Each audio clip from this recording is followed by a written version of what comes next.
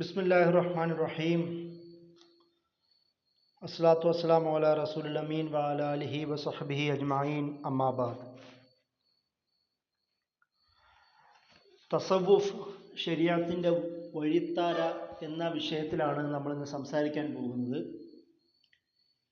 ഇസ്ലാമിക ലോകത്ത് ഏറ്റവും കൂടുതൽ പ്രാധാന്യമർഹിക്കുന്ന ഒരു ആത്മീയ പാത എന്ന് പരക്കെ വിളിക്കപ്പെടുന്ന ഒന്നാണ് തസവുഫ് എന്ന് പറയുന്നത്.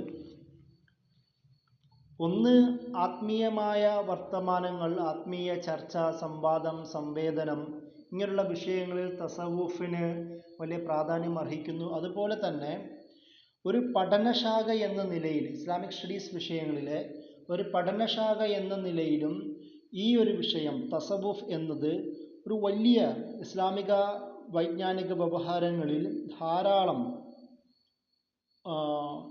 വൈജ്ഞാനിക സംഭാവനകൾ അർപ്പിച്ച ഒരു ഫീൽഡും കൂടിയാണത്. സ്വാഭാവികമായും നമ്മളെപ്പോലുള്ള ആൾക്കാർ തസവുഫിനോട് ഒന്ന് മാറ്റിവെച്ചുകൊണ്ട് ചിന്തിക്കുന്ന ഒരു വിഭാഗം നിറഞ്ഞ ഒരു സമൂഹത്തിൽ ആ ഒരു വിഷയത്തെക്കുറിച്ചുള്ള പഠനം കൂടുതൽ ഇമ്പോർട്ടൻ്റ് ആയി വരുന്ന സാഹചര്യവും കൂടിയാണ് ഇപ്പോൾ ഉള്ളത്. എന്തുകൊണ്ടത് സംസാരിക്കണം എന്ന് പറയുന്നൊരു ചോദ്യം ഉണ്ടാവും.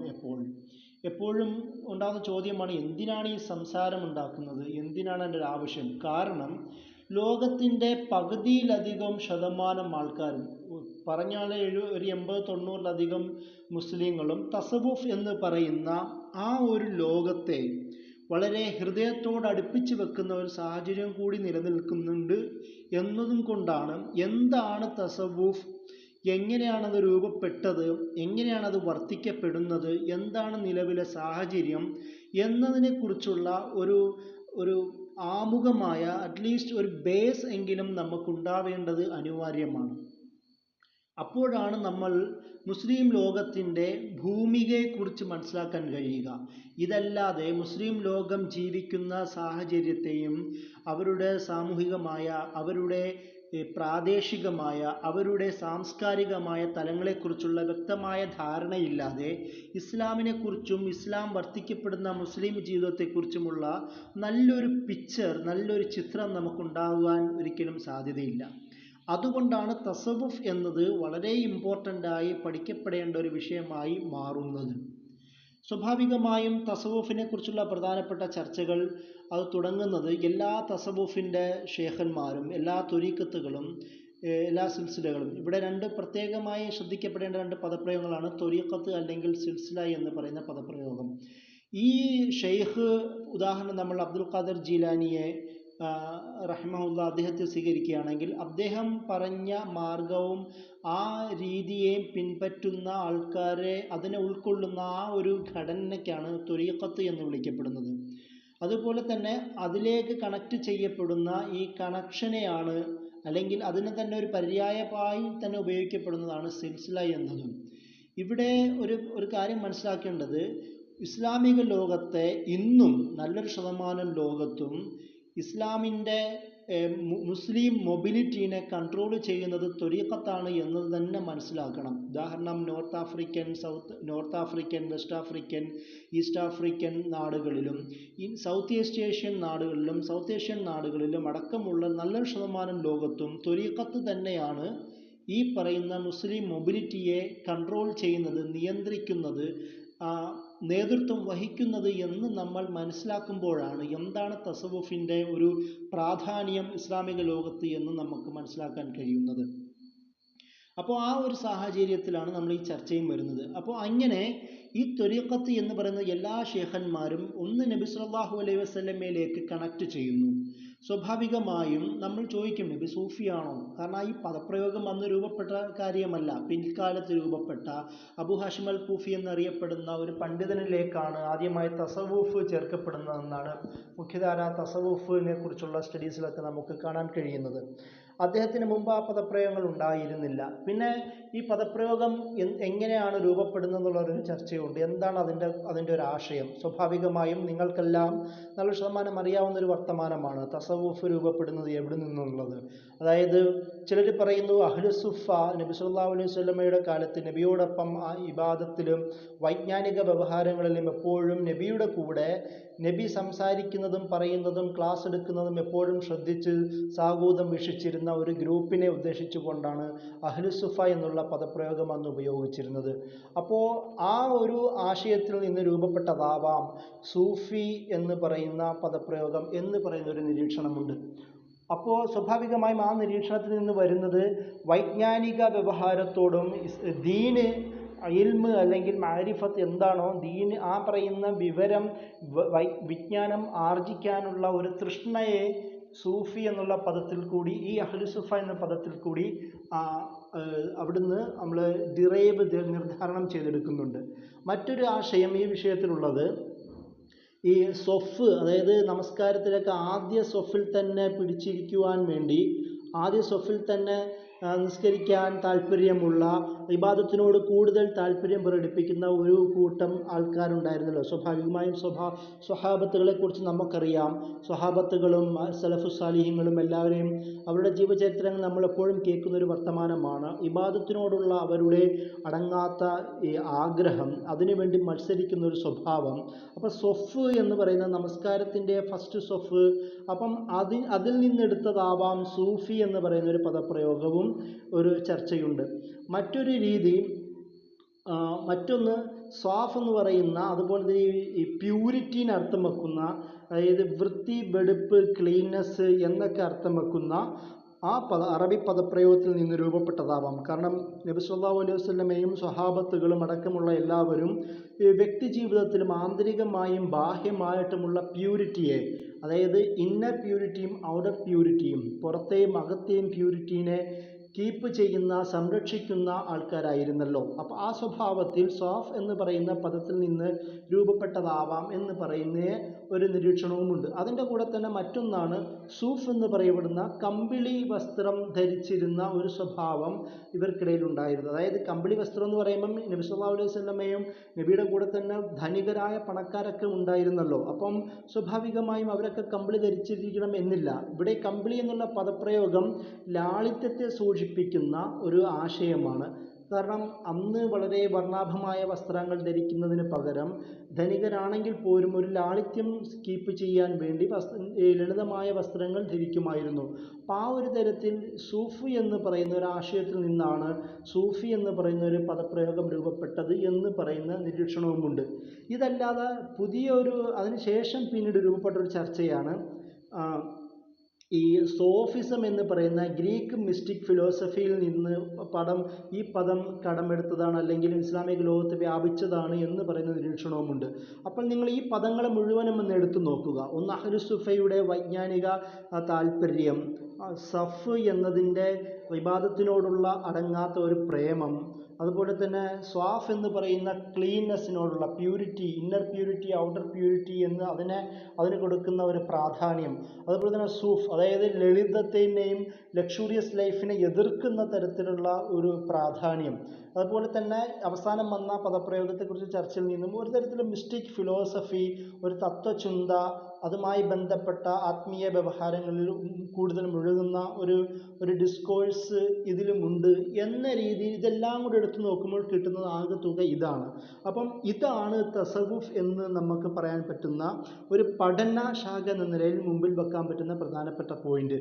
ഒന്ന്, ആത്മീയമായ ഒരു കൂടുതൽ താല്പര്യം, അതുപോലെ തന്നെ വൈജ്ഞാനിക വ്യവഹാരങ്ങൾ ഇടപെടാനുള്ള തൃഷ്ണ, അതിൻ്റെ ഒരു ആധിക്യം, അതുപോലെ തന്നെ ലാളിത്യം ജീവിതത്തിലുള്ള, അതുപോലെ തന്നെ ലാളിത്യവും പിന്നെ ഇവർക്കിടയിലുള്ള ഈ നേരത്തെ പറഞ്ഞ പോലെ പ്യൂരിറ്റി, ഇന്നർ പ്യൂരിറ്റി, ഔട്ടർ പ്യൂരിറ്റിയുമായി ബന്ധപ്പെട്ട വിഷയങ്ങൾ, അതുപോലെ തന്നെ മിസ്റ്റിക് ഫിലോസഫിക്കലായ ഒരു സംസാര രീതി, അത് നമ്മൾ പറയാം ബാത്തിനി ലാഹിരി ചർച്ചകളൊക്കെ കടന്നു വരുന്നത് ആ ഒരു സാഹചര്യത്തിലാണ്.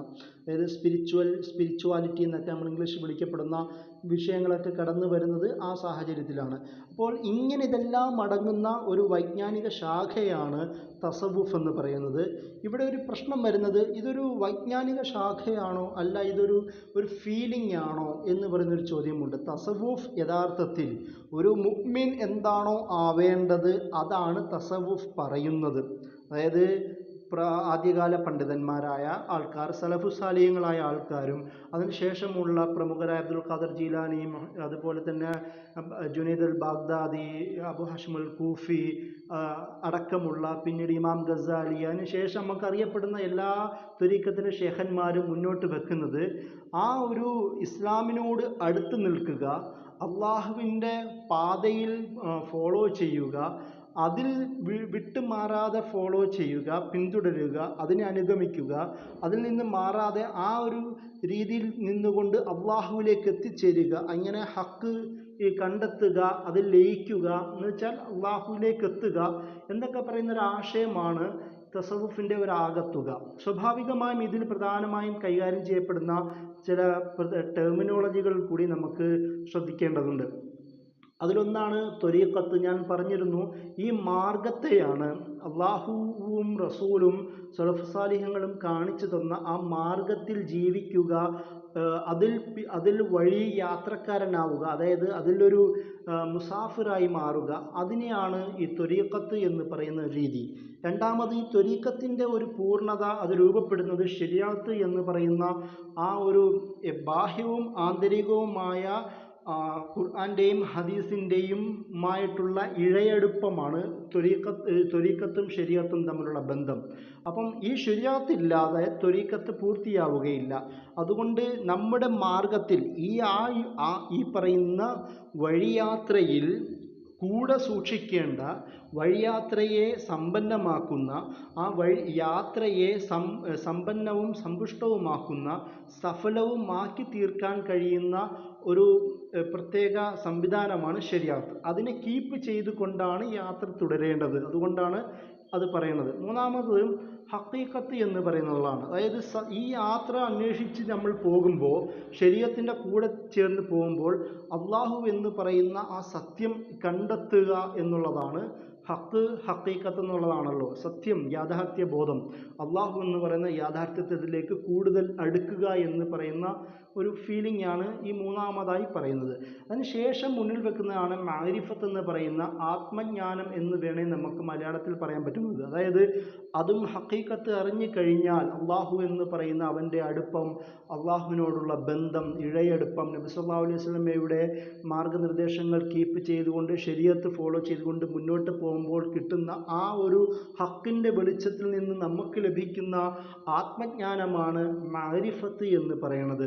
ഇത് ലഭിച്ചവരെയാണ് ആരിഫ് അല്ലെങ്കിൽ ആത്മജ്ഞാനി എന്നൊക്കെ പറയുന്നത്. അത്രയും അടുപ്പമുള്ള ഒരു പൊസിഷനാണ് മാരിഫത്ത് എന്ന് പറയുന്നത്. ഇത് തസവുഫിൻ്റെ ചർച്ചകളിൽ ഏറ്റവും കൂടുതൽ വ്യവഹരിക്കപ്പെടുന്ന പദപ്രയോഗങ്ങളാണ് ഈ 4 പദപ്രയോഗങ്ങളും.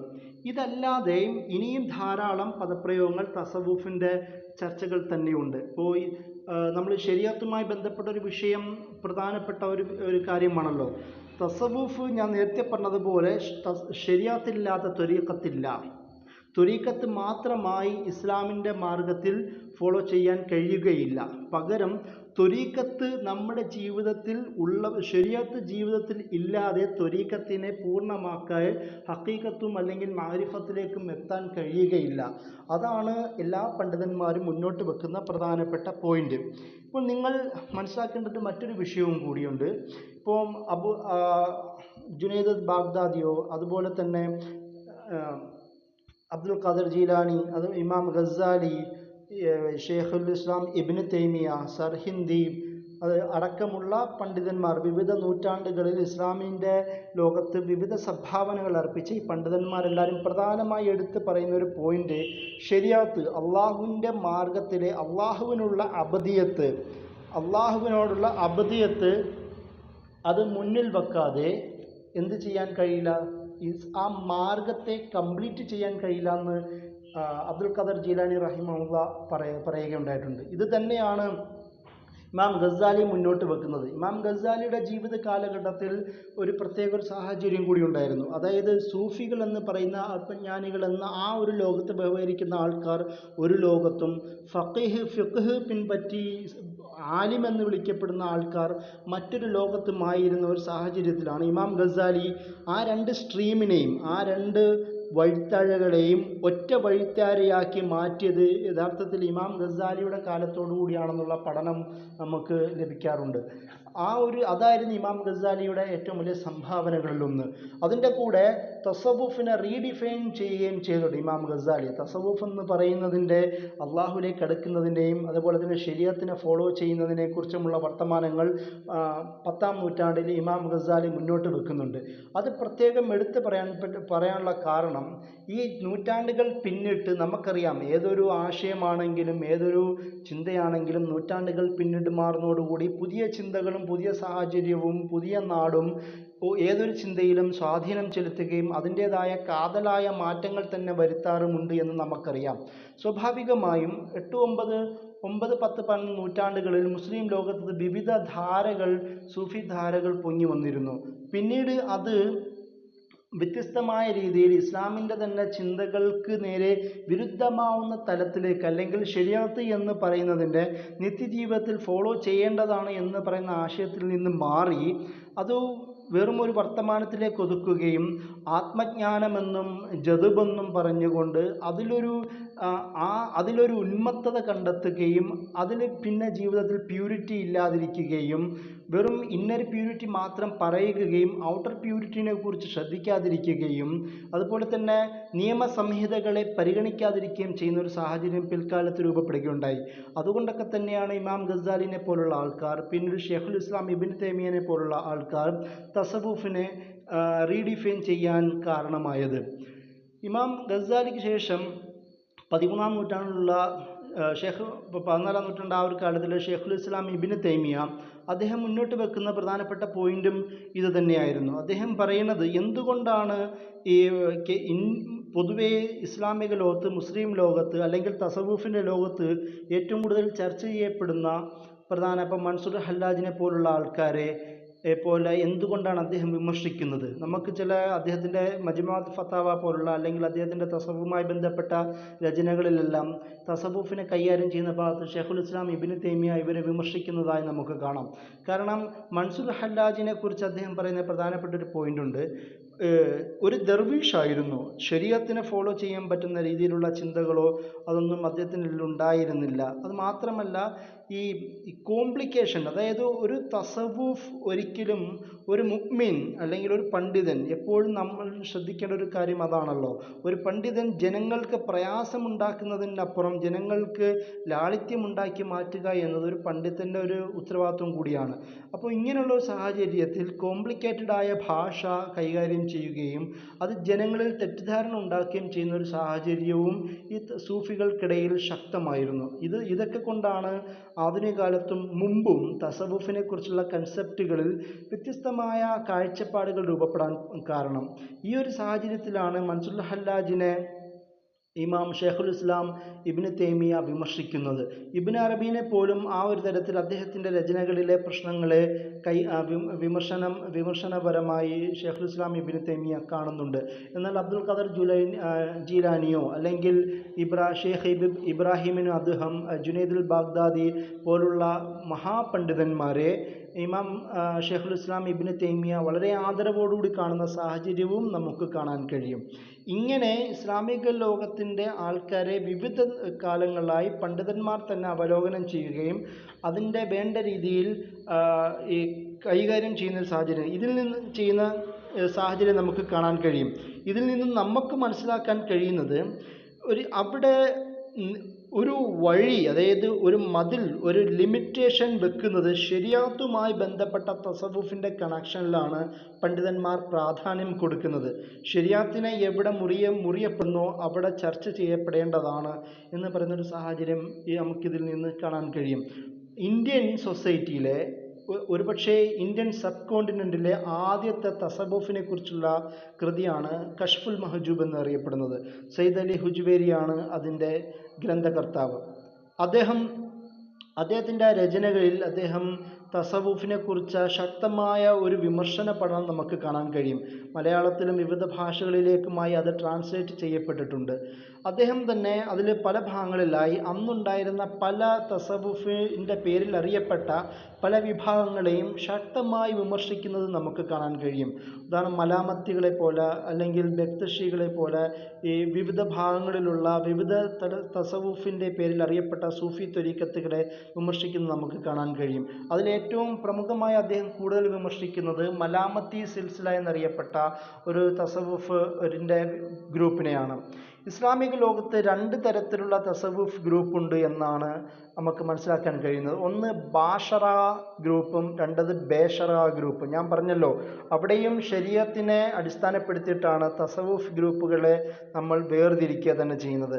ഇത് എപ്പോഴും ഈ ഒരു വർത്തമാനം പറയുമ്പോൾ നിങ്ങൾ ശ്രദ്ധിക്കേണ്ടത്, ഇതൊരു യൂറോസെൻട്രിക് ഐഡിയനെ ഫോക്കസ് ചെയ്തുകൊണ്ടോ അല്ലെങ്കിൽ വെസ്റ്റേൺ ആൾക്കാരെ ആശയത്തെ പകർന്നെടുത്തുകൊണ്ട് ഇസ്ലാമിക ലോകത്ത് സൂഫി ത്വരീഖത്തിനെ വിമർശിക്കുന്നു എന്ന് പറയുന്നത്, അങ്ങനൊരു വർത്തമാനം നമുക്ക് കേൾക്കാൻ വഴിയുണ്ട്. പക്ഷേ എപ്പോഴും ഇസ്ലാമിനെ മുന്നിൽ വെക്കുമ്പോൾ ശരീഅത്തില്ലാത്ത ഒരു ഇസ്ലാം ഇല്ല എന്നത് അത് പച്ചവെള്ളം പോലെ വ്യക്തമാവുന്ന സാഹചര്യത്തിൽ ആ പറയുന്ന വിമർശനത്തിന് അർത്ഥമില്ല എന്ന് കൂടി ഞാൻ പറയുകയാണ്. അതിൻ്റെ ഇടയിൽ ഇപ്പോൾ 2 തരത്തിലുള്ള സൂഫി ഗ്രൂപ്പുകളാണ്. ഒന്ന് ബാഷറ ഗ്രൂപ്പും മറ്റൊന്ന് ബേഷറ ഗ്രൂപ്പും. അതായത് ശരീഅത്തിന് അനുകൂലമായി ശരീഅത്തിനെ അനുധാവനം ചെയ്യുന്ന, അതിന് പ്രാമുഖ്യം കൊടുക്കുന്ന ഏതൊക്കെ സൂഫി ഗ്രൂപ്പുകളുണ്ടോ അതിനെ ബാഷറ ഗ്രൂപ്പ് എന്നും, ആൻറ്റിനോമിയൻ അതായത് ഇസ്ലാമിൻ്റെ നോംസിനെയും കൾച്ചറിനെയും ഇസ്ലാമിൻ്റെ അദബുകളെയും ഇസ്ലാമിൻ്റെ മര്യാദകളെയും വാല്യൂസിനെയും എതിർക്കുന്ന അല്ലെങ്കിൽ അനുകൂലിക്കാത്ത അല്ലെങ്കിൽ ജീവിതത്തിൽ പാലിക്കാത്ത സൂഫി ഗ്രൂപ്പുകളെ ബേഷറ എന്ന് പറയുന്നു. ബാഷറ എന്ന് പറയുന്നതും ബേഷറ എന്ന് പറയുന്നതും പേർഷ്യൻ ടെർമിനോളജികളാണ്. അതായത് ഷെറഈ ആയ എന്നാണ് ബാഷറ എന്നതിൻ്റെ അർത്ഥം. ബേഷറ എന്ന് വെച്ചാൽ ഷെറഈ വിരുദ്ധമായ, അല്ലെങ്കിൽ ഇംഗ്ലീഷിൽ അതിൽ ആൻറ്റിനോമിയൻ എന്നാണ് വിളിക്കപ്പെടുന്നത്. ഇങ്ങനെയുള്ള ഗ്രൂപ്പുകളുണ്ട്. ഇപ്പോൾ ഉദാഹരണം, ഇന്ന് നിലവിൽ മലാമത്തി സിൽസില, ബക്തഷി സിൽസില, ഹുറൂഫി സിൽസില, കലന്തരി സിൽസില, അതുപോലെ തന്നെ ഇങ്ങനെ നിരവധി സിൽസിലകൾ ഇതിൻ്റെ പേരിൽ ബേഷറ സിൽസിലകളായി അറിയപ്പെടുന്നുണ്ട്. ഇത് ഞാൻ പറയുന്നത് എന്തുകൊണ്ടാണത് അങ്ങനെ വേർതിരിക്കുന്നത്, എന്താണ് അതിൻ്റെ പ്രധാനപ്പെട്ട കാരണം? ഞാൻ നേരത്തെ പറഞ്ഞതുപോലെ ശരീഅത്താണ് ഇതിൻ്റെ പ്രധാനപ്പെട്ട കാരണം, ഈ വേർതിരിയുന്നതിൻ്റെ. അവിടെ എന്തുകൊണ്ടാണ് ഈ ഗ്രൂപ്പുകളെ മറ്റൊരു കമ്പാർട്ട്മെൻറ്റ് ഇത് ബേഷറ വിഭാഗത്തിലേക്ക് മാറ്റുന്നത്? പ്രധാനപ്പെട്ട കാരണം നിത്യജീവിതത്തിൽ ശരീഅത്തിനെ കുറിച്ചുള്ള കാഴ്ചപ്പാടുകളിലെ അവ്യക്തതയാണ് ഈ സൂഫി ഗ്രൂപ്പുകളെ ബേഷറ ആൻറ്റിനോമിയൻ സൂഫി ഗ്രൂപ്പുകളാക്കി മാറ്റാൻ കാരണം.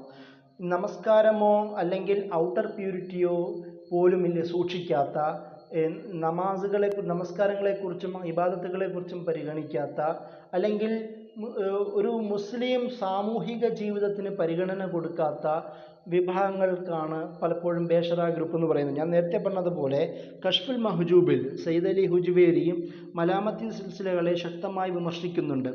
ആ ഗ്രന്ഥത്തിൽ അദ്ദേഹം പറയുന്ന ഒരു ഉദാഹരണമുണ്ട്. ഒരു ഷെയ്ഖ് മലാമത്തി സിൽസില എന്ന് പറയുന്നത് സ്വയം ആക്ഷേപം വിളിച്ചു വരുത്തുന്ന രീതിയിലുള്ള പ്രവർത്തനം ചെയ്തുകൊണ്ട് തങ്ങൾ സ്തുതികൾക്കും കീർത്തികൾക്കും സ്തുതികീർത്തനങ്ങൾക്ക് അർഹരല്ല എന്ന് സ്വയം ബോധിപ്പിക്കുന്ന ഒരു രീതിയാണ് മലാമത്തി സിൽസിലകൾ ആദ്യകാലത്ത് സ്വീകരിച്ചു വന്നത്. അതായത് ഇതിൻ്റെ പണ്ഡിതന്മാർ, ഇതിൻ്റെ ആദ്യ ആൾക്കാർ മോശമായിരുന്നു എന്നല്ല പറയുന്നത്, പിൽക്കാലത്ത് രൂപപ്പെട്ട അതായത് ഒരു ചിന്തയെ അതിൻ്റെ എക്സ്ട്രീം തലത്തിലേക്ക് വലിച്ചു കൊണ്ടുപോയി വിശദീകരിക്കുമ്പോഴാണല്ലോ പ്രശ്നം വരുന്നത്. അതായത് സ്വയം തന്നെ ആക്ഷേപം വിളിച്ചു വരുത്തുക എന്ന തരത്തിലുള്ള ചെറിയ ചെറിയ കാര്യങ്ങൾ ചെയ്യുക. അതായത് ആരുടെ മുന്നിലും എനിക്ക് ഒരു ലോകമാന്യത വേണ്ട, റിയാ എനിക്ക് കാണിക്കേണ്ട, എനിക്ക് ആരുടെയും കീർത്തി വേണ്ട, പടച്ചവൻ്റെ മാത്രം തൃപ്തി മതി എന്ന് പറയുന്ന ആശയത്തിൽ നിന്ന് അതിനൊരു സാമൂഹ്യപരമായ പശ്ചാത്തലം പിൽക്കാലത്ത് രൂപപ്പെട്ടു എന്നുള്ളതാണ് സംഭവിച്ചത്. അതിൻ്റെ ഉദാഹരണമാണ് സയ്യിദ് അലി ഹുജ്വേരി പറയുന്നത്. അദ്ദേഹം പറയണത് ഇങ്ങനെ ഒരു ഷെയ്ഖ്, മലാമത്തി സിൽസിലയിലെ ഒരു ഷെയ്ഖായിരുന്നു അത്രേ. അദ്ദേഹം ഒരു നാട്ടിലേക്ക് വരികയാണ്. അപ്പോൾ ഈ നാട്ടുകാരൊക്കെ വലിയ പണ്ഡിതനായതുകൊണ്ട് അദ്ദേഹത്തിന് ഒരു സ്വീകരണം ഒരുക്കാൻ തീരുമാനിച്ചു. ഇദ്ദേഹം ഇതറിഞ്ഞു, ഈ സംഭവം. അദ്ദേഹം നേരെ നോമ്പെടുത്തിരിക്കുകയായിരുന്നു അത്രേ, ഏതോ സുന്നത്ത് നോമ്പെടുത്തിരിക്കുകയായിരുന്നു. അദ്ദേഹം നേരെ പട്ടണത്തിലേക്ക് എത്തുകയും ജനങ്ങളുടെ മുന്നിൽ വെച്ച് ഒരു റൊട്ടിയെടുത്ത് തിന്നോടുകൂടി നാട്ടുകാരൊക്കെ സുന്നത്തായി നോമ്പെടുത്തിരുന്ന ഒരാൾ റൊട്ടിയൊക്കെ എടുത്ത് തിന്നുമ്പോൾ എന്താണെന്നും പറഞ്ഞാൽ ഈ ആൾക്കാരൊക്കെ ഇദ്ദേഹത്തെ ആക്ഷേപിച്ച് പിൻവാങ്ങുന്നുണ്ട്. അപ്പോൾ അദ്ദേഹം അതവിടെ കാണിക്കുന്നത് ഈ പറയുന്ന എനിക്ക് ആ സ്വീകാര്യതൊന്നും വേണ്ട എന്ന് പറയുന്ന രീതിയാണ്. പക്ഷേ ഇവരുടെ ഈ പറയുന്ന രീതികളിൽ പിന്നീട് എന്ത് ചെയ്തു, ഈ ശരിയായി വിരുദ്ധമായ രീതികൾ പോലും കടന്നു വരാൻ തുടങ്ങി എന്നുള്ളതാണ്. ചില ആൾക്കാർ ഡൈ ബിഫോർ ഡൈ, അതായത് മൗത്ത് ഖബലൽ മൗത്ത് എന്ന് പറയുന്ന ഒരു ആശയം ഇവർ മുന്നോട്ട് വെച്ചു. ഇങ്ങനെയുള്ള ചില വിഭാഗങ്ങൾ, അതായത് മരിക്കുന്നതിന് മുമ്പേ മരണം, അള്ളാഹുവിലേക്ക് അടുക്കുക എന്ന് പറയുന്നത് സ്വാഭാവിക മരണത്തിന് മുമ്പേ തന്നെ മരിച്ചതായി മാറുക, അങ്ങനെ ജീവിക്കുക. അപ്പോൾ ആ ഒരു അവസ്ഥയിൽ പടച്ചവനിലേക്ക് അടുക്കാനുള്ള എക്സ്ട്രീം ത്വര, അങ്ങേയറ്റത്തെ തീവ്രമായ ത്വര കീപ്പ് ചെയ്യുക. അപ്പോൾ ഇവരൊക്കെ ചില ആൾക്കാർ പിൽക്കാലത്ത് ചെയ്ത സ്വന്തം രോമങ്ങൾ, പുരികം, മീശ, കണ്ണിലെയും അവിടുത്തെ മുഴുവൻ വടിച്ച് ശരീരം മുഴുവൻ രോമമില്ലാതാക്കി മാറുന്ന ഒരു ജഡരൂപത്തിലേക്കാക്കി മാറ്റുന്ന സ്വാഭാവിക സംഭവങ്ങളൊക്കെ പിൽക്കാലത്തുണ്ടായിരുന്നു. അത് മാത്രമല്ല ജമാലിയത്ത്, അള്ളാഹുവിൻ്റെ ജമാലിയത്ത് സുന്ദരമായ വദനങ്ങളിലുണ്ട് എന്ന് പറഞ്ഞുകൊണ്ട് സുന്ദര ചെറുപ്പക്കാരിലേക്ക് ശ്രദ്ധ ചെലുത്തുന്ന ഒരു സാഹചര്യമൊക്കെ ഉണ്ടായിരുന്നു. എന്നുവെച്ചാൽ സൗന്ദര്യം മുഖങ്ങളിലുണ്ട്, അപ്പോൾ സുന്ദരമായ മുഖങ്ങളിൽ അള്ളാഹുവിൻ്റെ ജമാലിയത്തുണ്ടെന്ന് പറഞ്ഞുകൊണ്ട് ആ ഒരു ആശയത്തിനെ തീവ്രമായി കാണുന്ന ഒരു സാഹചര്യമൊക്കെ ഹുറൂഫി സിൽസിലകളിൽ നമുക്ക് കാണാൻ കഴിയും. അപ്പം ഇങ്ങനെ ഞാൻ നേരത്തെ പറഞ്ഞ പോലെ ഈ പറയുന്ന മലാമി സിൽസില, അതുപോലെ തന്നെ കലന്തിരി സിൽസില, ഈ കലന്തിരി സിൽസില, മലാമി സിൽസില പോലുള്ള വിവിധ സിൽസിലകൾ ഈ രൂപത്തിൽ മാറിയപ്പോൾ നമുക്കറിയാവുന്ന ഇന്ന് നമ്മൾക്കിടയിലുള്ള പ്രധാനപ്പെട്ട നക്ഷബന്ദി, സുഹ്റവർദി, ഖാദിരി, ചിശ്തി, അതുപോലെ തന്നെ തിജാനി, ഇങ്ങനെയുള്ള സൂഫി ത്വരീക്കത്തുകൾ ഷറായി അടിസ്ഥാനത്തിൽ തന്നെ പറയുന്ന ത്വരീക്കത്തുകളാണ്. പക്ഷെ എന്നാൽ പോലും നമുക്ക് ഇവർക്കിടയിൽ പിൽക്കാലങ്ങളിൽ ഈ പറയുന്ന ബേഷറ ഗ്രൂപ്പുകൾ പലതും ഈ ബാഷറ ഗ്രൂപ്പുകളിലേക്ക് മിക്സ് ആവുകയും പിൽക്കാലത്ത് ഇവർക്കിടയിൽ പോലും അതായത് മുഖ്യധാര സൂഫി ഗ്രൂപ്പുകൾക്കിടയിൽ പോലും ഷറഈ വിരുദ്ധമായ ചിഹ്നങ്ങളും ആക്ഷൻസും കാണുന്ന സാഹചര്യത്തിലേക്ക് നയിച്ചു എന്നതും വളരെ പ്രധാനപ്പെട്ട ഒരു വിഷയം കൂടിയാണ്. അപ്പം എല്ലാവരും തെറ്റുകളിൽ നിന്ന് മുക്തരല്ല എന്നാണ് അതിൽ നിന്ന് നമുക്ക് മനസ്സിലാക്കാൻ കഴിയുന്നത്. എന്നാൽ പോലും ഈ പറയുന്ന സിൽസിലകൾ ഇന്നും സജീവമായി നിലനിൽക്കുകയും ഈ പറയുന്ന അതായത് ബാഷറ ശരിയായി അനുകൂലമായ അനുഗമിക്കുന്ന സിൽസിലകൾ വിവിധ മുസ്ലിം ലോകത്തിൻ്റെ വിവിധ ഭാഗത്ത് ഇന്നും അവിടുത്തെ ഒരു മുസ്ലിം മൊബിലിറ്റിനെ കൺട്രോൾ ചെയ്യുന്ന സാഹചര്യം നമുക്ക് കാണാൻ കഴിയും. ഇപ്പോൾ നൈജീരിയ പോലെ, അൾജീരിയ പോലുള്ള പ്രധാന ഭാഗങ്ങളിൽ തിജാനി ത്വരീക്കത്തിൻ്റെ ശക്തമായ സ്വാധീനം നമുക്ക് കാണാൻ കഴിയും. ഇനി ഞാൻ പറയുന്നത് ഈ സൂഫി ത്വരീക്കത്തുകളെ നിങ്ങൾ മനസ്സിലാക്കേണ്ടത് ഒരു ആത്മീയമായ ഒരു സാഹചര്യത്തിൽ നിന്ന് മാത്രമല്ല. സൂഫി ത്വരീക്കത്തുകൾക്ക് മറ്റൊരു വശവും കൂടിയുണ്ട്. അതായത് അവിടുത്തെ ഇസ്ലാമിൻ്റെ പ്രാതിനിധ്യം വഹിക്കുന്നതായതുകൊണ്ട് ആ നാട്ടിൻ്റെ ഇസ്ലാമിക ആവശ്യങ്ങളുടെ ഒരു മുഖമായി ഈ സൂഫി ത്വരീക്കത്തുകൾ മാറിയിട്ടുണ്ട്. നിങ്ങൾ ആദ്യകാല സൂഫി ത്വരീക്കത്ത് തന്നെ ഉദാഹരണം എടുത്തു നോക്കുക. ഉസ്മാനിയ ഖിലാഫത്തിൻ്റെ തുടക്കത്തിലേക്കും അതിൻ്റെ ഒരു വ്യാപനത്തിലേക്കും വളർച്ചയിലേക്കും പ്രധാനപ്പെട്ട ഒരു ടൂളായി മാറിയത് യഥാർത്ഥത്തിൽ ബെക്തഷി സൂഫി സിൽസിലകളുടെ പങ്കായിരുന്നു.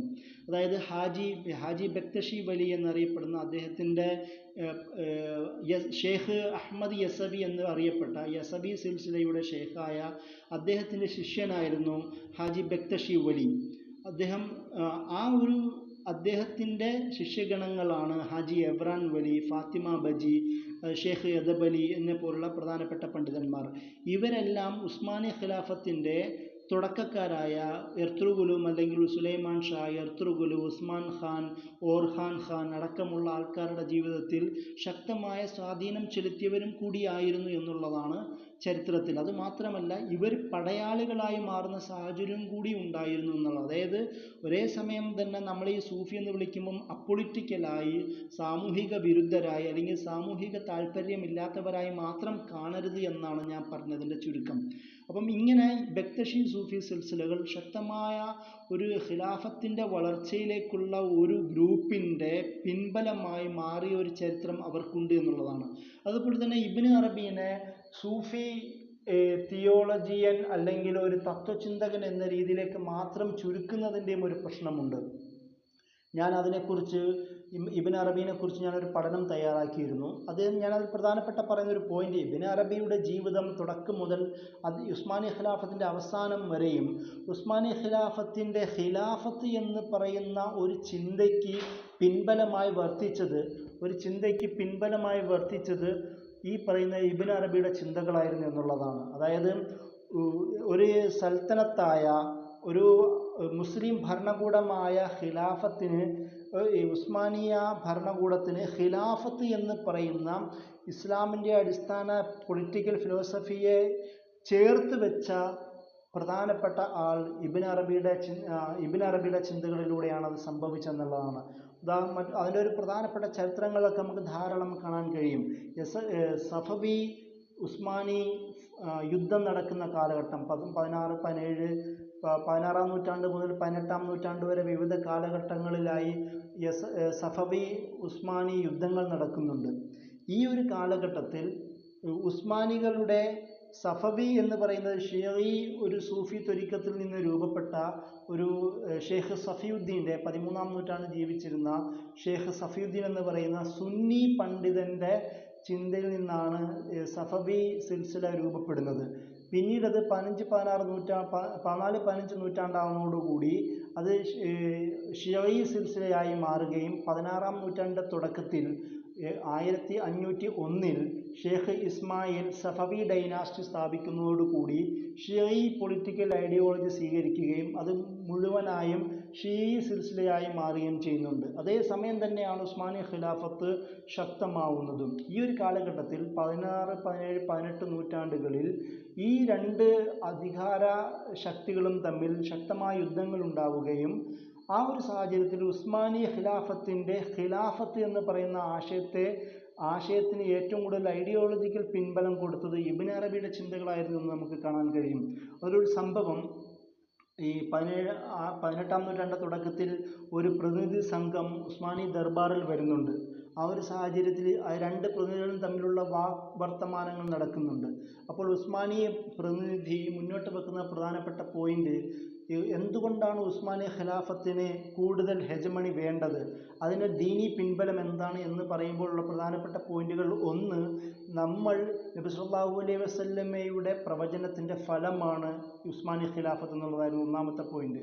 രണ്ടാമത്തെ പോയിന്റ് അദ്ദേഹം വെക്കുന്നത് ഇബ്ൻ അറബിയുടെ ചിന്തകൾ അദ്ദേഹത്തിൻ്റെ പ്രവചനവും കൂടിയാണ് ഉസ്മാനി ഖിലാഫത്തിൻ്റെ വളർച്ച എന്ന് പറയുന്നൊരു പോയിന്റ് അന്ന് ആ പ്രതിനിധി സഫവികൾക്ക് മുന്നിൽ വെക്കുന്നുണ്ട്.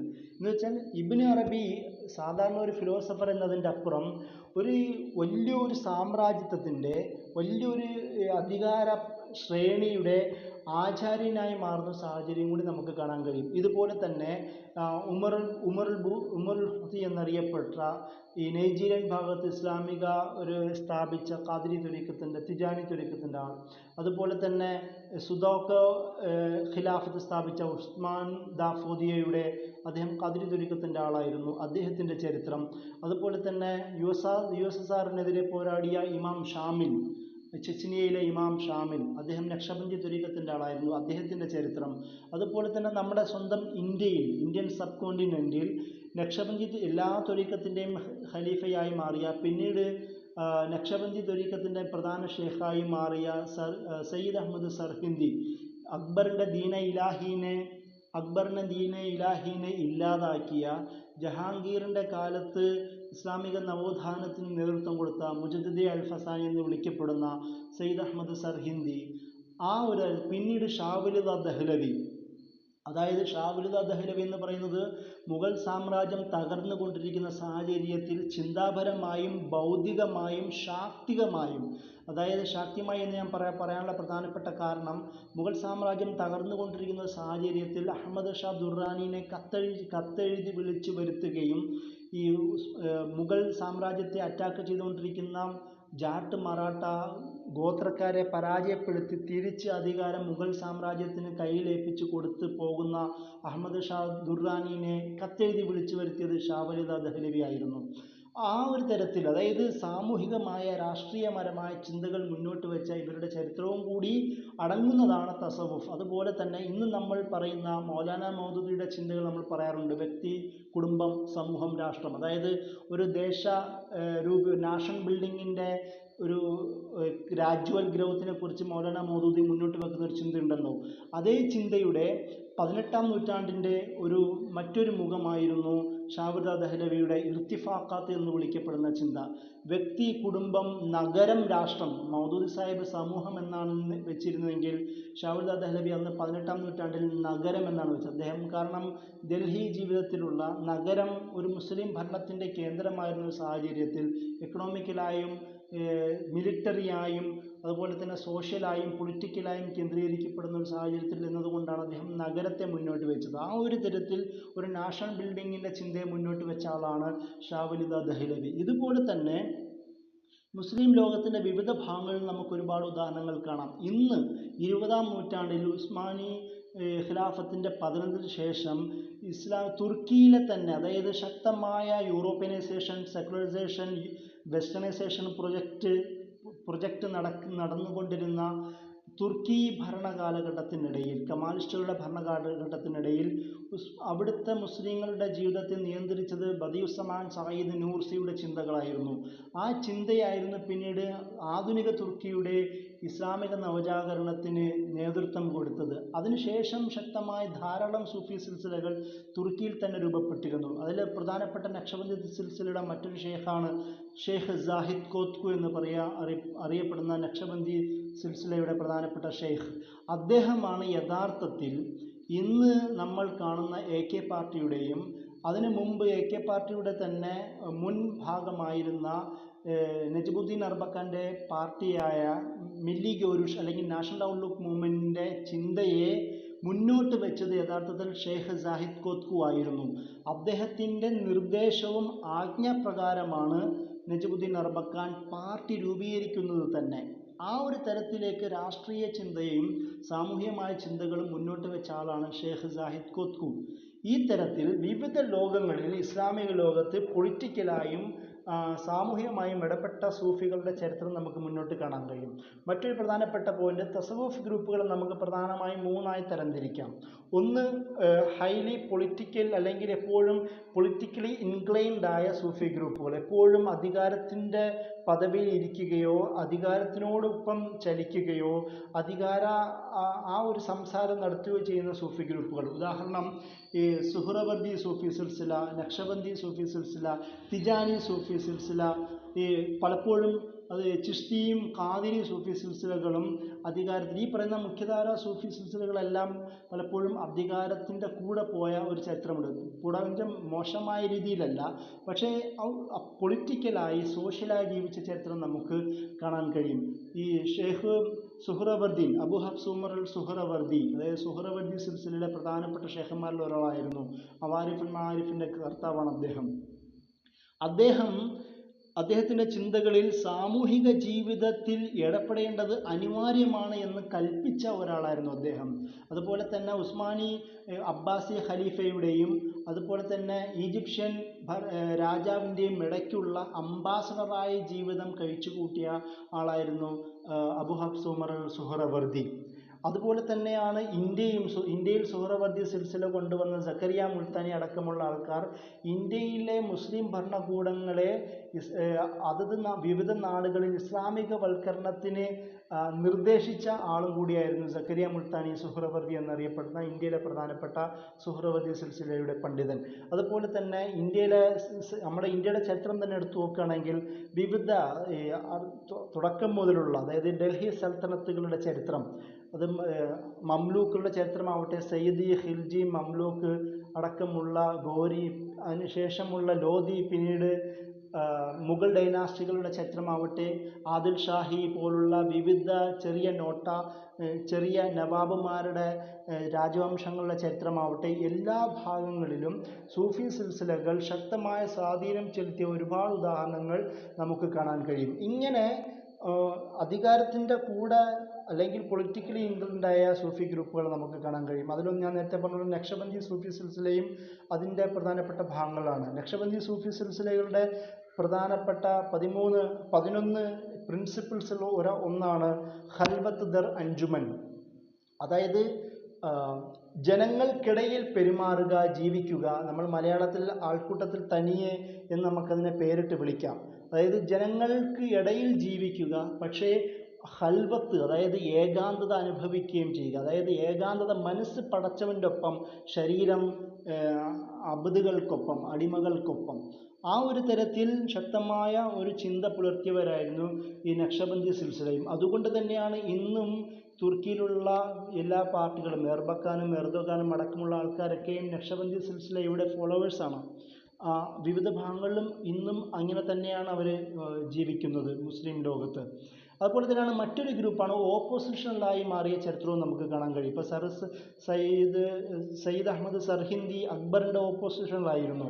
നിസാമുദ്ദീൻ ഔലിയ അല്ലെങ്കിൽ നിസാമുദ്ദീൻ ഔലിയ ഗിയാസുദ്ദീൻ തുഗ്ലക്കിൻ്റെയും അടക്കമുള്ള ആൾക്കാരുടെയും ഓപ്പോസിഷനിലായി മാറിയ ഒരു ആളായിരുന്നു. മൊയ്നുദ്ദീൻ ചിശ്തി, അജ്മീർ ഖോജ മൊയ്നുദ്ദീൻ ചിശ്തി, അദ്ദേഹവും ഗോരീനെ വിമർശിക്കുന്ന ചരിത്ര സംഭവങ്ങളുണ്ട് എന്ന് അദ്ദേഹത്തിൻ്റെ ഗ്രന്ഥങ്ങൾ, അദ്ദേഹത്തിനെ കുറിച്ചുള്ള ചരിത്രത്തിൽ നമുക്ക് കാണാൻ കഴിയും. അതായത് മുഹമ്മദ് ഗോരിയിൽ മുഹമ്മദുണ്ട്, എന്നാൽ പേരിൽ മാത്രമേ ഉള്ളൂ എന്നൊക്കെ മുഹമ്മദ് ഗോരീനെ വിമർശിക്കുന്നതായിട്ട് ചില സന്ദർഭങ്ങൾ നമുക്ക് മൊയ്നുദ്ദീൻ ചിശ്തിയുടെ വർത്തമാനങ്ങൾ കാണാൻ കഴിയും. അതായത് ഒരു അധിനിവേശകനോ അല്ലെങ്കിൽ ക്രൂരനോ എന്ന രീതിയിലാണ് മുഹമ്മദ് ഗോരിയുടെ പര്യടനങ്ങളെ മൊയ്നുദ്ദീൻ ചിശ്തി കാണുന്നത്. അതുപോലെ തന്നെ വിവിധ ഭാഗങ്ങളിലും ഇതേപോലത്തെ ഓപ്പോസിഷനിലായി വർക്ക് ചെയ്ത ഒരുപാട് പണ്ഡിതന്മാരെയും നമുക്ക് കാണാൻ കഴിയും. അതുപോലെ തന്നെയാണ് പക്ക അപ്പൊളിറ്റിക്കലായി ജീവിച്ച, ഞാൻ നേരത്തെ പറഞ്ഞ ബേഷറ ഗ്രൂപ്പുകളിൽ നല്ലൊരു ശതമാനം ആൾക്കാർ വെറുതെ ഖാൻഖാകളിലോ അല്ലെങ്കിൽ അലസരായി അല്ലെങ്കിൽ ദർവീഷുകളായി കറങ്ങി നടക്കുകയും ഇങ്ങനെ ആ ഒരു ജീവിതം നയിക്കുകയും ചെയ്ത ആൾക്കാർ, സാമൂഹികമായി യാതൊരു ഇടപെടലും ഇല്ലാതെ ജീവിക്കുന്ന അപ്പൊളിറ്റിക്കലായ ഗ്രൂപ്പും തസവുഫ് ഗ്രൂപ്പിൻ്റെ ഇടയിൽ നമുക്ക് കാണാൻ കഴിയും. ഇങ്ങനെ പൊളിറ്റിക്കലി ഇൻക്ലൈൻഡായ അല്ലെങ്കിൽ ഓപ്പോസിഷണൽ പവറായി മാറിയ, അതിൻ്റെ കൂടെ തന്നെ അപ്പൊളിറ്റിക്കലായി നിൽക്കുന്ന, ഇങ്ങനെ 3 തരത്തിലേക്ക് തസവുഫിൻ്റെ ഗ്രൂപ്പുകളെ നമുക്ക് വേർതിരിച്ച് മനസ്സിലാക്കാൻ കഴിയും. ഇതിൻ്റെ കൂടെ തന്നെ മനസ്സിലാക്കേണ്ടതാണ് ഇവരുടെ ചിന്തകളുടെ ചില പ്രത്യേകതകൾ. ഇപ്പോൾ ഇഹ്സാൻ എന്ന് പറയുന്ന ഒരു കൺസെപ്റ്റിനെ കുറിച്ച് നിങ്ങൾക്ക് എല്ലാവർക്കും അറിയാം. എന്താണ് ഇഹ്സാൻ എന്ന് നമുക്കറിയാം. അൻ തഅബുദല്ലാഹ കഅന്നക തറാ ഫഇൻ ലം തകുൻ തറാ ഫഇന്നഹു യറാക് എന്ന് പറയുന്ന ഹദീസാണല്ലോ ഇഹ്സാനെ അതിൻ്റെ ഒരു ഡെഫിനിഷൻ ഉള്ളത്. അതായത് അള്ളാഹുവിനെ നേരിട്ട് കാണുന്നത് പോലെ ഇബാദത്ത് ചെയ്യുക, നിങ്ങൾ കാണുന്നില്ലെങ്കിലും അള്ളാഹു നിങ്ങളെ കാണുന്നുണ്ട് എന്ന് പറയുന്ന ആശയമാണല്ലോ അതിൻ്റെത്. ആ ഒരു രീതി, അതായത് അള്ളാഹുവിനെ നേരിട്ട് കാണുന്ന ഫീലിങ്ങിലായിരിക്കുക, അപ്പോൾ മുഹ്സിനായിരിക്കുക. മുഹ്സിൻ എന്ന് പറയുന്ന, ഇഹ്സാൻ എന്ന് പറയുന്നതിൻ്റെ ഭാഷാർത്ഥം ഒരു കാര്യത്തെ പെർഫെക്റ്റായി ചെയ്ത് തീർക്കുന്നതിനെയാണ് ഇഹ്സാൻ എന്നതിൻ്റെ ഭാഷാർത്ഥം. അപ്പോൾ ആ ഒരു പെർഫെക്ഷൻ ഉണ്ടാവുക. അപ്പം മുഹ്സിൻ എന്ന് പറയുന്ന ഒരു പെർഫെക്റ്റ് മാനായി മാറുക. ആ ഒരു തലത്തിൽ നിന്നാണ് അൽ ഇൻസാനുൽ കാമിൽ എന്ന് പറയുന്ന ചർച്ചയും രൂപപ്പെടുന്നത്. തസവുഫ് ഗ്രൂപ്പുകളിലെ ശക്തമായ ഒരു ഒരു പ്രധാനപ്പെട്ട ടെർമിനോളജിയും കൂടിയാണ് അൽ ഇൻസാനുൽ കാമിൽ. മുഹമ്മദ് നബി സല്ലല്ലാഹു അലൈഹി വസല്ലമയെ മുന്നിൽ വെച്ചുകൊണ്ടാണ് ആ ചർച്ച നടക്കുന്നത്. ഷേഖ് ഇബ്ൻ അറബിയും അതുപോലെ തന്നെ വിവിധ പണ്ഡിതന്മാരും ആധുനിക ലോകത്ത് അല്ലാമ ഇഖ്ബാൽ പോലും അൽ ഇൻസാനുൽ കാമിൽ എന്ന് പറയുന്ന ചർച്ചയെ മുന്നോട്ട് വെക്കുന്നുണ്ട്. അതായത് നബി സല്ലല്ലാഹു അലൈഹി വസല്ലമ സമ്പൂർണനായ പരിശുദ്ധനായ സൃഷ്ടിയാണ്. അഷ്റഫുൽ ഖൽഖ് എന്ന് നമ്മൾ തന്നെ വിളിക്കുന്ന ഏറ്റവും പരിശുദ്ധനായ ഏറ്റവും സവിശേഷനായ സൃഷ്ടിയാണ്. അപ്പോൾ ആ ഒരു സൃഷ്ടിയിലേക്കുള്ള ആ ഒരു മോഡൽ, നബി മുഹമ്മദ് എന്ന് പറയുന്ന മോഡൽ സ്വീകരിക്കുക എന്നതിൻ്റെ ഒരു ആകത്തുകയാണ് അൽ ഇൻസാനുൽ കാമിൽ എന്നതിൻ്റെ ചർച്ച. അപ്പം ആ ഒരു ഭാഗവും ഇഹ്സാൻ എന്നതിനുമായി ബന്ധപ്പെട്ട് നമുക്ക് കാണാൻ കഴിയും. പിന്നെ ഫരീദുദ്ദീൻ അത്താറിനെ പോലുള്ള പ്രധാനപ്പെട്ട പണ്ഡിതന്മാർ, ഈ സൂഫി ത്വരീഖത്തിലെ പണ്ഡിതന്മാർ മന്തിഖ് ത്വയ്ർ പോലുള്ള ഗ്രന്ഥങ്ങളിൽ ഇങ്ങനെ എഴുതി വെക്കുന്ന ചില കാര്യങ്ങൾ കാണാൻ കഴിയും. എങ്ങനെയാണ് ഇതിലേക്ക് എത്തിച്ചേരുക, അതായത് ഇതിൻ്റെ റൂട്ട് എന്താണ്, ഇതിൻ്റെ പടവികൾ മക്കാമാത്തുകൾ എന്താണ്, സ്റ്റെപ്പുകൾ എന്താണ് എന്ന് പറഞ്ഞ ചർച്ചകൾ നമുക്ക് കാണാം. അതിൽ ഒന്ന് പ്രധാനപ്പെട്ട പറയുന്നത്, ഒന്ന് തലാഷ്, അന്വേഷിക്കുക. തലാഷ് ചെയ്ത് പിന്നത് കണ്ടെത്തുക. അതായത് അന്വേഷിക്കുമ്പോൾ കണ്ടെത്തും എന്നുള്ളതാണല്ലോ. രണ്ടാമത് കണ്ടെത്തുക. പിന്നീട് കണ്ടെത്തി അതിനോട് എന്ത് ചെയ്യുക, ഇഴുകിച്ചേരുക, മുഹബ്ബത്തുണ്ടാവുക, ഇഷ്കുണ്ടാവുക. ഇഷ്കിന് ശേഷം ആ ഇഷ്ക്, അതായത് അള്ളാഹു എന്ത് എന്നറിഞ്ഞ് അള്ളാഹുമായിട്ടുള്ള അഗാധ പ്രണയത്തിലാവുക. ആ പ്രണയത്തിൽ ഖൽവത്തുണ്ടാവുക എന്ന് വെച്ചാൽ അള്ളാഹുവും താനും മാത്രമായിരിക്കുന്ന ഒരു സാഹചര്യത്തിലേക്ക് പോവുക. അതാണ് ഒരു ഏകാന്തത, ഒരു സോളിറ്ററി ഉണ്ടാക്കുക. താനും, അതായത് ഞാനും എൻ്റെ അള്ളാഹുവും എന്ന് പറയുന്നത് സോളിറ്ററി ഉണ്ടാവുക. അതിൽ പിന്നീട് സംഭവിക്കുന്നത് അതിലൊരു ഫിറാഖ് സംഭവിക്കുക, ഒരു ഒരു വേർപെടൽ സംഭവിക്കുക. എന്ന് വെച്ചാൽ നമ്മുടെ വ്യക്തി ജീവിതത്തിൽ അള്ളാഹുമായിട്ടുള്ള അഗാധമായ പ്രണയത്തിൽ, അള്ളാഹുമായിട്ടുള്ള ബന്ധത്തിൽ, നമ്മുടെ വ്യക്തി ജീവിതത്തിൽ സംഭവിക്കുന്ന ശകലങ്ങൾ, മോശമായ തെറ്റുകൾ ഉണ്ടാകുമ്പോൾ അള്ളാഹുവിൽ നിന്നുള്ള ബന്ധം അകന്നു പോകുമല്ലോ. അതിനാണ് ഈ ഫിറാഖ് എന്ന് പറയുന്നത്. വീണ്ടും അതിൽ പശ്ചാത്തപിച്ചുകൊണ്ട് അള്ളാഹുവിലേക്ക് വീണ്ടും മടങ്ങുക, അതിനാണ് ജമ്മം ബാദ ഫിറാഖ് എന്ന് വിളിക്കുന്നത്. വീണ്ടും ജമ്മം, അതായത് ലയനം, അള്ളാഹു വീണ്ടും ഒരുമിച്ച് കൂടുക ഈ ഫിറാഖിന് ശേഷം. അതിന് ശേഷം സംഭവിക്കുന്നതാണ് ഫനാ. അതായത് അതായത് ഒരു ഇടക്കാലത്തെ ബ്രേക്കപ്പിന് ശേഷം വീണ്ടും അള്ളാഹുവിലേക്ക് ഒരുമിച്ച് കൂടുകയും അതിൽ അള്ളാഹുവിൽ തന്നെ ലയിച്ചു ചേരുകയും ചെയ്യുക. ഈ ഫന എന്നതിന് ശേഷമാണ് ബക്കാ എന്നറിയപ്പെടുന്ന പദം ഉള്ള ടെർമിനോളജിയിൽ. ബക്കാ എന്ന് പറയുന്നത് ആ ഒരു ഫനായിൽ അങ്ങനെ തന്നെ നിലനിൽക്കുക, അതായത് അങ്ങനെ തന്നെ ബാക്കിയാവും. ബക്കാ എന്ന് വെച്ചാൽ നമ്മൾ ബാക്കി എന്ന് പറയുന്ന പദം അവിടെ നിന്നാണ് രൂപപ്പെടുന്നത്. ആ ബക്കായിൽ അങ്ങനെ തന്നെ നിലനിൽക്കുക, ഇതാണ് ഇതിൻ്റെ ഒരു സ്റ്റെപ്പുകളായി ഫരീദുദ്ദീൻ അത്താർ പോലുള്ള ആൾക്കാർ ഈ മന്തിഖത്വ ഗ്രന്ഥങ്ങളിലൊക്കെ വിശദീകരിക്കുന്നത് നമുക്ക് കാണാൻ കഴിയും. ഇങ്ങനെ തസവുഫിനെ കുറിച്ചുള്ള വിവിധ ചർച്ചകൾ ഇസ്ലാമിക ലോകത്തുണ്ട്. ഇപ്പം ഇത്രയും പ്രധാനപ്പെട്ട ടെർമിനോളജികളുണ്ട്, ഇൻസാനുൽ കാമിൽ പോലുള്ള ടെർമിനോളജികളുണ്ട്. ഇങ്ങനെ വിവിധ ചർച്ചകൾ നമുക്ക് ഈ വിഷയത്തിൽ കാണാൻ കഴിയും. ഇതിന് ചില കോംപ്ലിസിറ്റീസ്, അതായത് തസവുഫ് ഗ്രൂപ്പിനെ എന്തുകൊണ്ട് വിമർശിക്കപ്പെടുന്നു എന്ന് പറയുമ്പോൾ ഉള്ള ഒരു കാര്യം കൂടി പറഞ്ഞുകൊണ്ട് ഞാനിവിടെ അവസാനിപ്പിക്കാം. അതായത് നേരത്തെ പറഞ്ഞ തുടക്കം തന്നെ ശരീഅത്ത് ത്വരീഖത്ത് എന്ന് പറയുന്നതാണ് പ്രധാനപ്പെട്ട കോംപ്ലക്സിറ്റി. ഈ പ്രശ്നങ്ങൾ കോംപ്ലിക്കേഷൻ ഉണ്ടാക്കുന്നത് പല സൂഫി ഗ്രൂപ്പുകളിലും പിന്നീട് രൂപപ്പെട്ട ഈ ഖബർ ആരാധന അതുപോലുള്ള കാര്യങ്ങൾ, അല്ലെങ്കിൽ ഈ ഇബാദത്തിൽ പരിഗണിക്കാതെ വേഷഭൂഷാദികൾ മാത്രം പരിഗണിച്ച് ജീവിക്കുക, അല്ലെങ്കിൽ മജ്ദൂബ് എന്ന് പറഞ്ഞുകൊണ്ട് അങ്ങനെ ഉന്മത്തനായി മാത്രം ജീവിക്കുക, അതുപോലെ തന്നെ ശരീഅത്തിനോട് ഒരു സൂക്ഷ്മത കാണിക്കാതിരിക്കുക എന്നതൊക്കെ ഈ പറയുന്ന ഒരു കോംപ്ലക്സിറ്റി ഉണ്ടാക്കാൻ കാരണമായിട്ടുണ്ട്.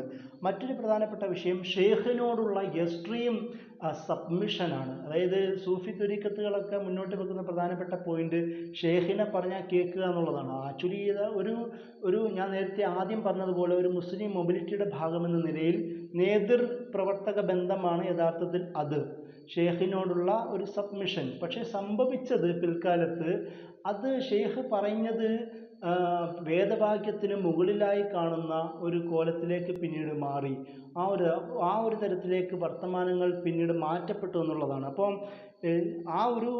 അതിനു വേണ്ടി കടിപിടി കൂടുന്ന ഒരു സാഹചര്യവും പിന്നീട് സൂഫി ഗ്രൂപ്പുകൾ തമ്മിലുള്ള തല്ലലുകളും ഉണ്ടാകുന്ന സംഭവങ്ങളൊക്കെ ഉണ്ട്. ഉദാഹരണം, ഇന്ത്യയിൽ തന്നെ വിവിധ ഈ പറയുന്ന ബേഷറ ഗ്രൂപ്പുകൾ ശക്തമാകുമ്പോൾ വിവിധ പണ്ഡിതന്മാർ ഇവരെ സൂക്ഷിച്ച് ഇവരെ പിന്മാറ്റി നിർത്തണം എന്ന് പറയുന്ന സംഭവങ്ങളൊക്കെ നമുക്ക് ചരിത്രത്തിൽ കാണാൻ കഴിയും. കാരണം അത്രത്തോളം ഭവിഷ്യത്തുകൾ മുസ്ലിം സൊസൈറ്റിയിൽ ഈ ഗ്രൂപ്പുകൾ ഉണ്ടായതായിട്ട് നമുക്ക് കാണാം.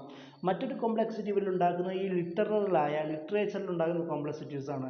അതായത് സംസാരങ്ങളിൽ മുസ്ലിം സമൂഹത്തിന് അവ്യക്തമാവുന്ന വളരെ കോംപ്ലിക്കേറ്റഡായ ഭാഷ ഉപയോഗിക്കുന്നു. ഇപ്പം മൻസൂർ ഹല്ലാജിൻ്റെ മൻസൂർ ഹല്ലാജിൻ്റെ കൺസെപ്റ്റ്, അതായത് റബ്ബി ഫി ജുബത്തി, എൻ്റെ ജുബയ്ക്കുള്ളിൽ റബ്ബാണ് എന്ന് പറയുന്ന വർത്തമാനം, അത് സാധാരണക്കാരനായ ഒരു മുസ്ലിമിന് മനസ്സിലാവുന്ന വർത്തമാനമായിരുന്നില്ല.